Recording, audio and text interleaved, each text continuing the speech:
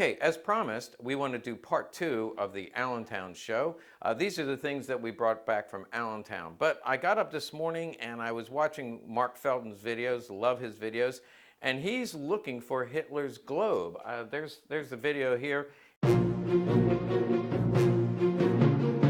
I had no idea that people were looking because it's right here in my room. This is the view you see, but if Randy turns the camera around right there in my corner, there it is.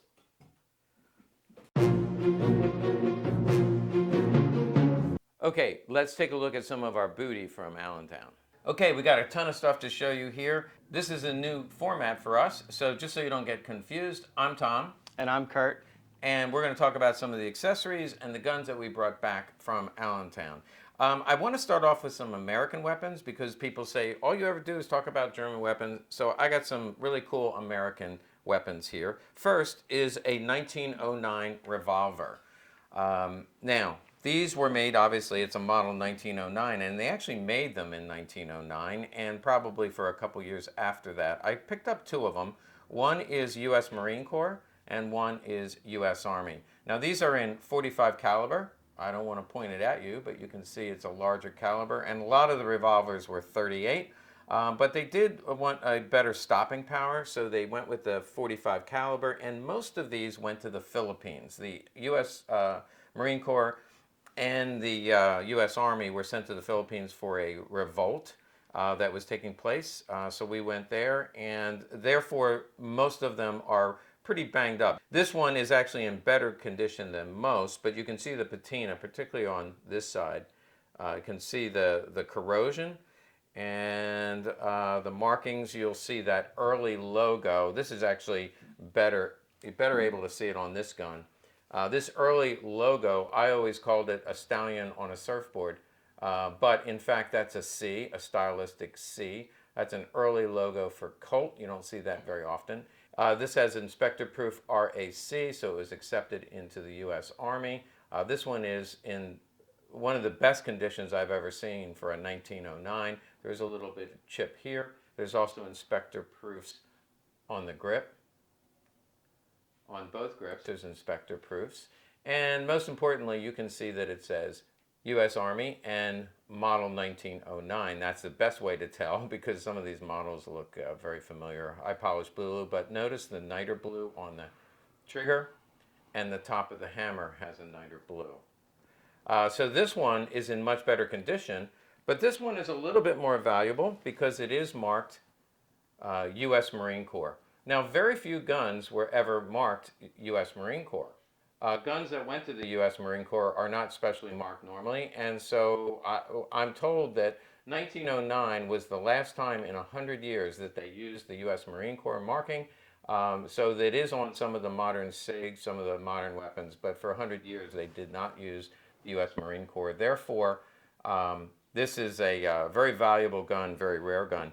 Now, it came with this holster, and Kurt will tell us a little bit about the holster. Well, this one, I should clarify. This U.S. Marine Corps came with this U.S. marked holster. So this is your typical holster you would see. There's two styles from World War I. There's this style, which goes with the revolvers, the model 1909, model 1917. There's also the model 1911 Colt, and that's a different style than this. It doesn't have the same type of toe or base on the holster. And this is the first thing I check because this is often either it's not even there or the stitching's usually loose around this area. So the fact this holster has the toe intact is pretty special. Also, the markings on the back of the holster, there's typically a maker and a date stamp on the back. Sometimes there's nothing, but most of the time you'll see a maker and a date stamp on the back of the belt loop there. Same with the 1911 holsters. It just has a different style. It doesn't have the toe, the flat toe like these revolver holsters have. This one's got great shape. We always check the pliability of the leather. There's only a little bit of give, which is great. This has got a lot of life left in it. There's some surface cracking around the stress points or the bends in the leather, but that's just part of natural aging. It's what we call honest wear. So great looking holster, and it's got the leg strap, so this would go on their belt up here, and then the leg strap wrapped around your thigh for added security if you wanted it. Well, I think also they weren't they riding horses back then, Oh so yeah, that's when true. it's bouncing, this would help hold it down. Exactly. Let's take a look at another U.S., but let's go to World War II.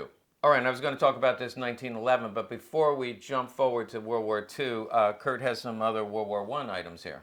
Yeah, so these two are World War One. This is World War Two. But we'll start with the trench knife, or knuckle knife, as we call it. This is a 1918, made by L, F, and C.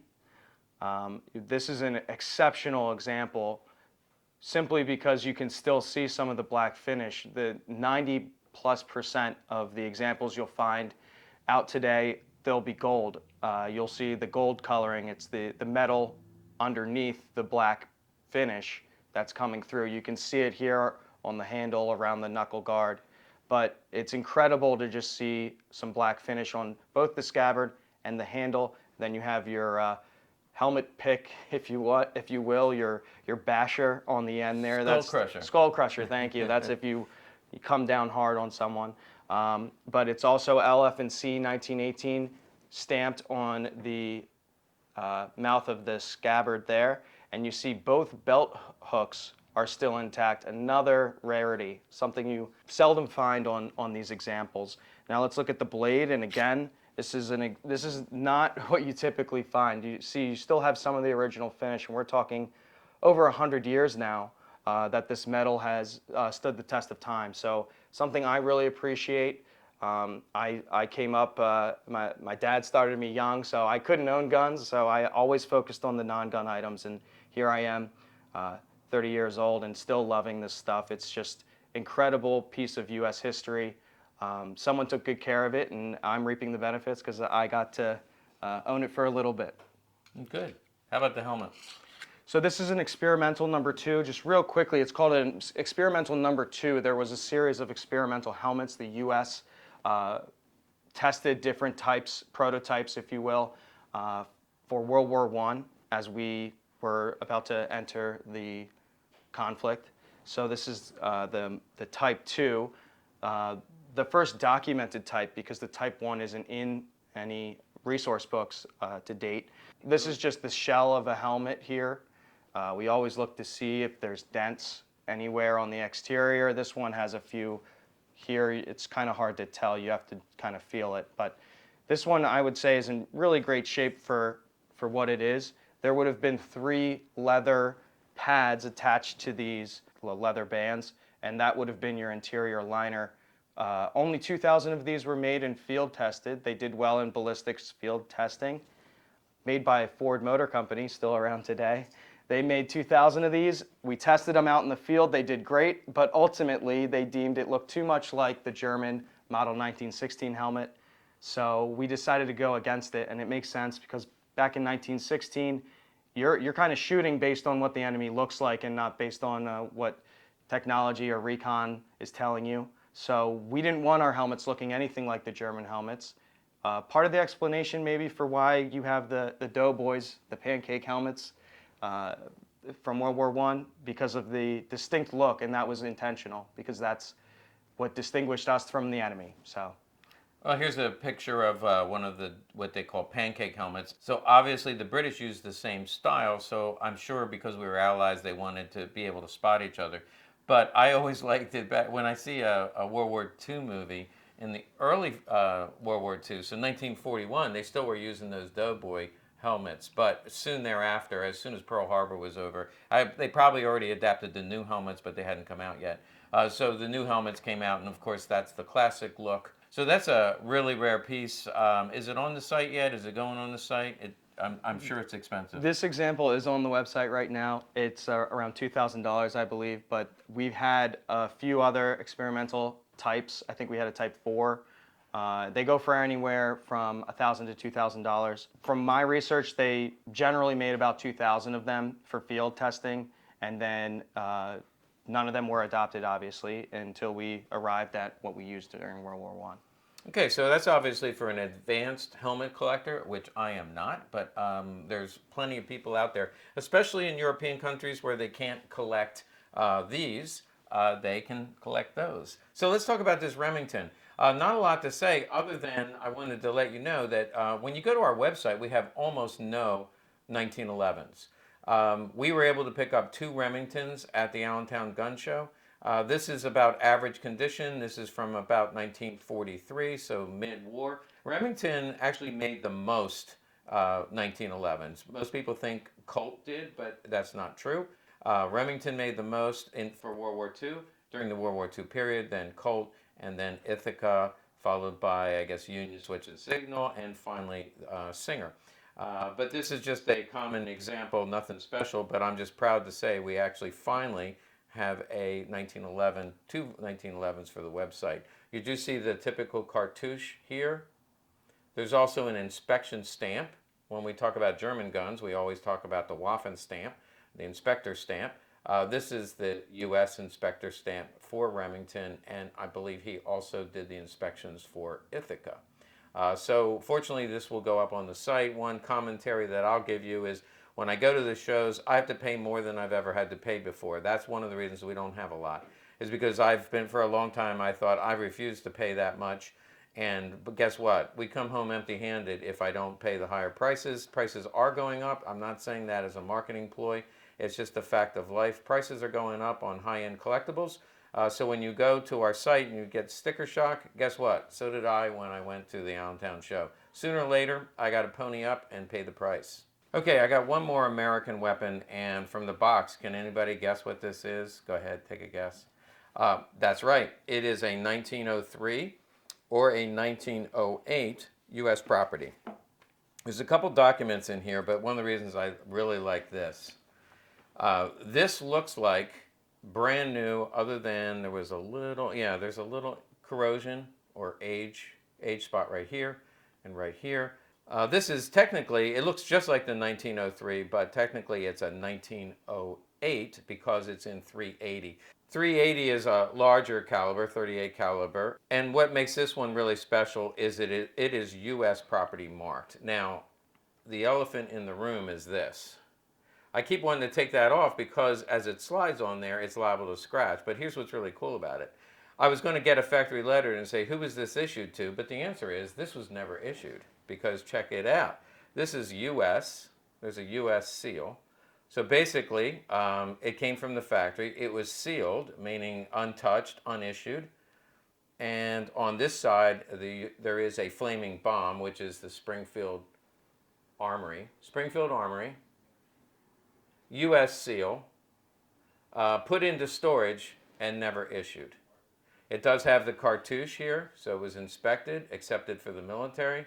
There's the stallion that you're used to. They also made these in Parkerized finish, but this is the blue finish. Again, a little bit more valuable. This was made probably in 1944. Actually, I have a factory letter, I think. This is not your typical factory letter. Actually, this is your typical factory letter, and I forgot to show it, but that goes with the 1909. It said it was issued to the Army in 1909. This is your typical factory letter. But Colt, it went out of business, and so somebody else picked up the historian archive part, so now they give you a better letter, but for a period of time, this was Colt in Hartford, but for a period of time, they were basically out of business. But this was typed up special on this gun. What happened is it was put in, it was made in 44. A lot of them were issued to officers. The U.S. property, smaller weapons, 32 and 38 caliber, 380 actually, they went to officers. But many of them went into storage and were never issued. And they were issued all the way up to through Vietnam. This one, however, sat in a factory warehouse somewhere. And then one day the government said, hey, let's get rid of these things. We can sell them to collectors. And that's what happened. This was sold into the commercial market. They don't give the price. There is a bill of sale here, and it went to Mr. Keister. Great name, Mr. Keister, who bought this, and then it ended up with us. So it passed through a couple of hands. Also, Joseph Keister was the one that asked for this letter and closed the check for $75.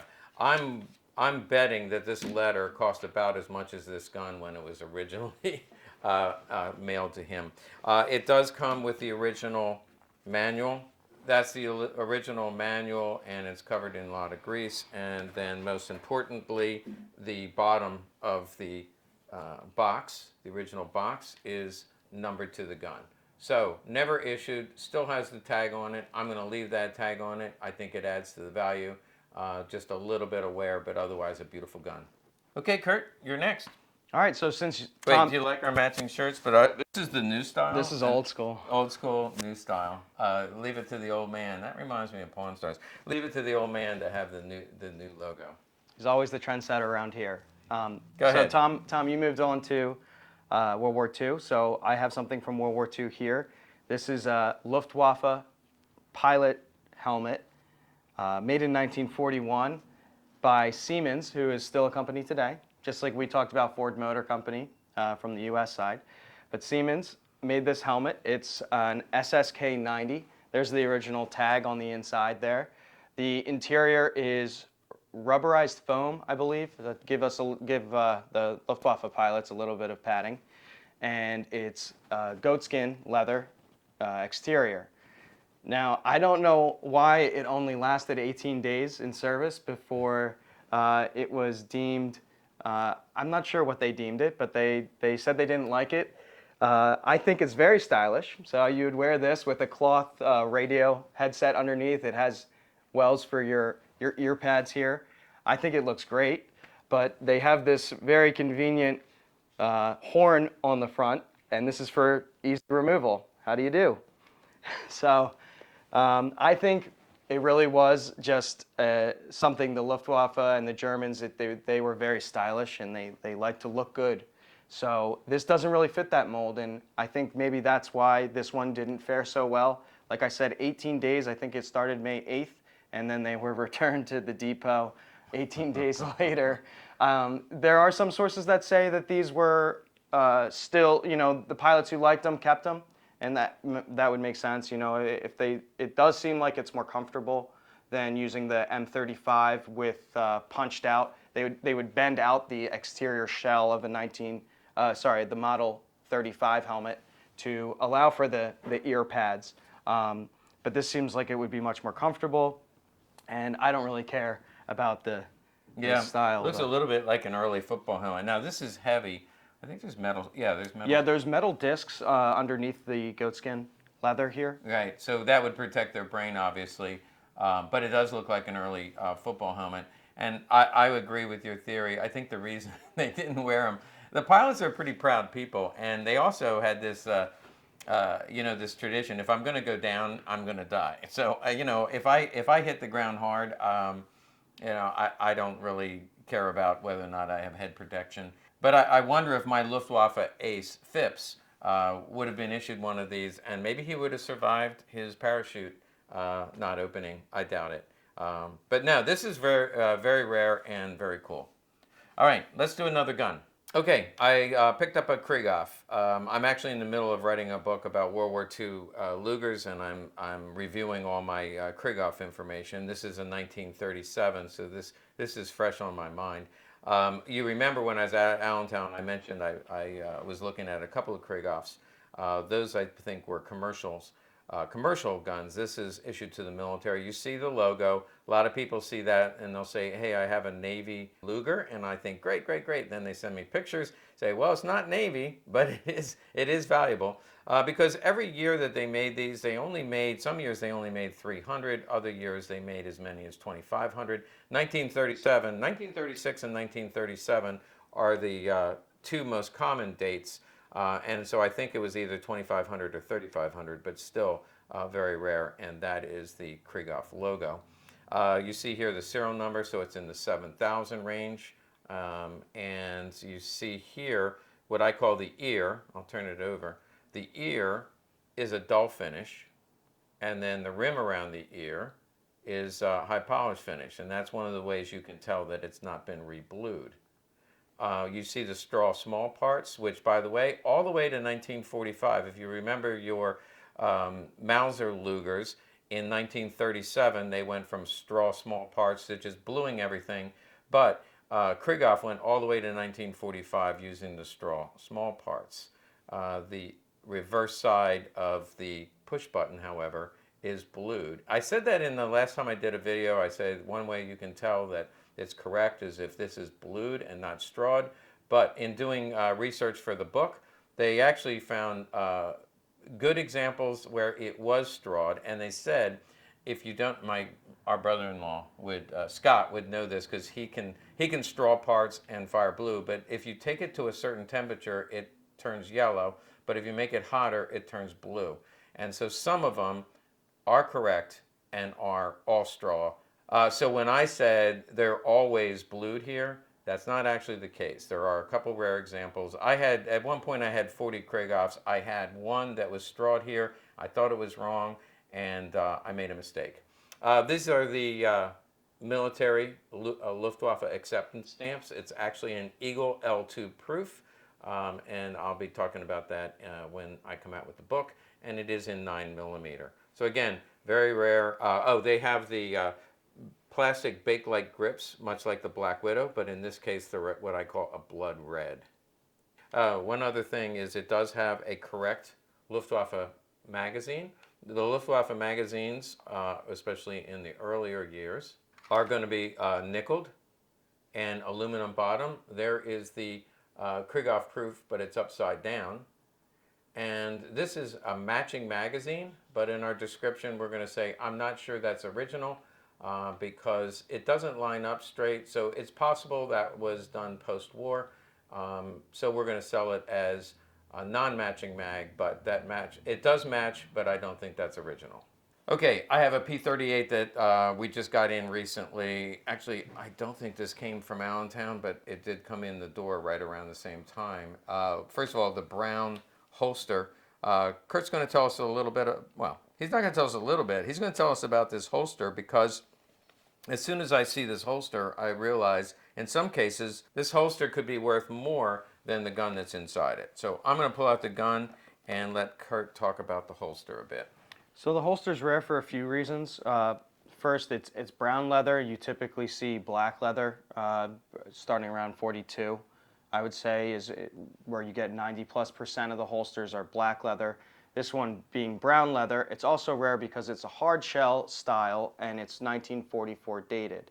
In 1943, the Nazis started to make what we call the soft shell style. It used less leather and it was probably faster to make than this hard shell style. It's hard to find a 1944 hard shell P38 holster. If you look even closer, I don't know how much this will pick up on camera, but you'll notice the 44 is within a circle, and then there would be a maker code there, 3 letters inside an oval. Now, that's super faint, but from power of deduction, I know that NDK was the Polish manufacturer who put circles around the date number. And also around the maker number. So those circles tell me with certainty that it's NDK as the manufacturer. Also, by looking at the Waffen stamp, again, super faint in there is our Waffen Eagle. If I get it in the right light under a jeweler's loupe, I can see that the Waffen ends in 77. Again, that's from Poland. Using these clues, we can draw the conclusion this is an NDK produced holster in Poland, which is makes it third strike rare as well. Just as an aside, there's one other Polish manufacturer for 1944 hard shell P38 holsters, and that's LYO. And LYO, we theorized that was actually slave labor in one of the work camps. With this one you see, again, we check the pliability of the leather. I would call this pliable. See how easily I can contort the leather and just by pressing on it. But this one still holds nice shape. See how it has volume, you know, it has that third dimension, it's not flat. A lot of LYO holsters, they're what we would consider as flimsy. They're flattened. Again, the theory is it was made LYO, not NDK. These were more factory produced from leather that they had at the time. But LYO being the other Polish manufacturer from 1944 making hard shell P38 holsters, they were more slave labor because the holsters are dilapidated. You'll find mismatching colors of leather, and it's kind of a sad thing to see one of those, but they are rare and highly collectible because of the history surrounding the piece. Tom, why don't you tell us about the gun? I'm sure everyone's interested to see. Yeah, so this is late war, and so is this gun. This is actually made in 1945, and these did come together. So we would like to try to keep them together because it really is unique, and this is a unique gun. First and foremost, this is AC45 in the C block. Now that's very faint, and 45 they're always very faint. It only has 2 acceptance stamps, which means it went through 2 inspectors but didn't get the final stamp, which means it was probably in the factory at the end of the war, April of 1945. The C block would have been April, and this would be probably one of the last ones made that would be all matching. You also see that in what we would call dual tone, because this is blued, but this is phosphate, this is phosphate, this is phosphate. This is either phosphate or unfinished. You can see the trigger is likely phosphated, and the magazines are often late magazines. This is not phosphated, but often you'll see the magazine bottom phosphated as well. When I look at this grip, I think, okay, this is, it looks a little bit different color than most of your late war grips, and sure enough, when I took the screw off, you'll take my word, let's take it off. Okay, as I'm checking, taking the screw off, check this out. The screw is phosphate finish. So there you go. You look up against the blue. You can see the screw is phosphate. And then these Posselt grips. Most of the grips were made by a different manufacturer. This was a rare contract. And to collectors, they pay crazy money just for those. It has like a diamond shape, and Posselt, they was a ridiculous amount of money. What did they pay? I've sold these grips for $400 or $500. So that actually makes the gun pretty valuable. You can see some of the internal parts, that's finished. But again, right at the end, still in the factory, GIs liberate the factory, and somebody brings this home. One other part that's interesting, you can see how crudely the barrel is machined. And that tells me right away, and by the way, in the C block, you will find barrels that were made in the Czech factory. And sure enough, you will see the Waffen 76, which means it was made in the Czech factory. And it's the same proof that you will see on this CZ27. Here's a picture of a CZ27, and on the frame you'll see a Waffen 76. So this barrel was made in the Czech factory and then sent to Walther. And then the Posselt grips were made at the Posselt factory. All of the parts were sent and put together. Again, as Kurt said, unfortunately, probably mostly slave labor. In fact, when the GIs came in, they documented there were 6,000 Polish slave laborers in the factory. And I have a video about this. Part of the history is the Americans put the Walther family under house arrest in order, and they said mostly to protect them from the Polish workers. Okay, Kurt, your turn. All right, I got one last thing for you guys real quick. It's extremely rare. This is the second one we've ever had, or the second one I've ever even seen. Every time I find one, I try and I plead to purchase it from the current owner, because you just don't see these. It is a canvas pouch for an artillery snail drum magazine. These 9mm snail drum magazines were used for mostly Lugers, but also for submachine guns that also could fire and accept snail drum magazine. Very, very cool, and seeing it in this condition, you can tell it's got some staining, oil staining most likely, sun bleaching as well, because when we lift the flap, you see more of the true color of the canvas. You'll also see a beautiful maker stamp and ink stamp dating it at 1918. So over 100 years old and seldom seen, although there are photos I've seen online of World War I soldiers with one of these on their hip. So we know for sure these were used and issued. And my guess is just because of the construction, it's light, a little bit flimsy, thin single line of stitching along the perimeter. That I could imagine why a lot of these didn't make it 100 years, holding a heavy piece of metal inside. So they were probably stretched, stained, dirtied, ripped. So that's why they're so rare. And we're lucky to have picked one up recently, and I'm still not sure what I'm going to do with it. Well, I vote that we sell it. But they mostly came with the artillery Lugers. You'll see them as an artillery Luger rig. We've sold them in the past, but not with the case. Okay, I saved what I think is the best till last, but you might disagree. Of course, my forte is SS, PPs, and PPKs. Here's a picture of the book. You know what, Kurt, sales are lagging a little bit, so we'll do a little plug for the book if you are interested in SS, PPs, and PPKs. This one, because the person read my book, they knew that it was SS, and so I had to pay dearly for it. But this is the last variation, very late war, and they're surprisingly hard to find. I think they're the only ones, this variation is the only one that would be found with the black grip. You can see the condition is not great, a lot of corrosion. There's a crack here in the grip, there's a bigger crack here in the grip. I'm leaving it all the same. The serial number, the reason these are hard to spot, the serial number is on the frame and the slide, but this late, they're all marked on the frame and slide. So we don't know anything special about this gun. It's not Waffen proofed, it's not police proofed. So who is it issued to? The only way we know that it went to the SS, first of all, if you have the serial range list, you can see it's in that range with the other SS guns, but that doesn't prove it until we see the matching magazine. So you can see here that the magazine is numbered on the bottom. This is the number 2 magazine. It matches the same serial number on the gun, and therefore I'm going to add this to the list in the book. This one is previously unknown to me, but I just picked it up, and I'm going to be offering it to one lucky winner out there. The reason I say one lucky winner, we have a waiting list of about 40 people who want SS guns. Ever since the book came out, everybody wants an SS gun.